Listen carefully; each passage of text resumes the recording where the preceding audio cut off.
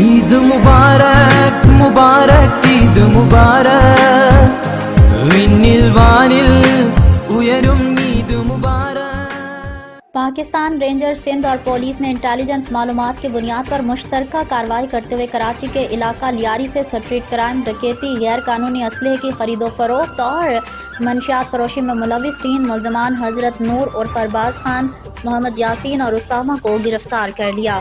ترجمان پاکستان سندھ رینجرز کے مطابق گرفتار ملزمان کے قبضے سے اسلحہ و ایمونیشن اور منشیات بھی برآمد کر لی گئی.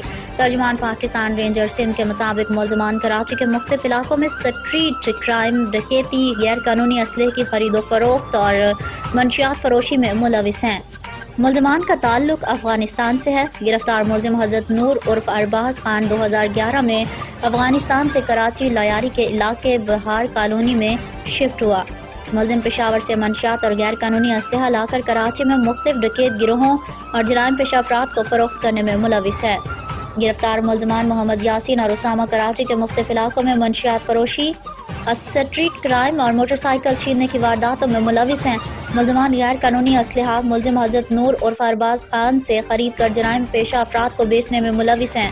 ملزمان اس سے قبل بھی گرفتار ہو کر جیل جا چکے ہیں. گرفتار ملزمان کو بما برآمد شدہ اسلحہ اور ایمونیشن اور منشیات مزید قانونی کارروائی کے لیے پولیس کے حوالے کر دیا گیا.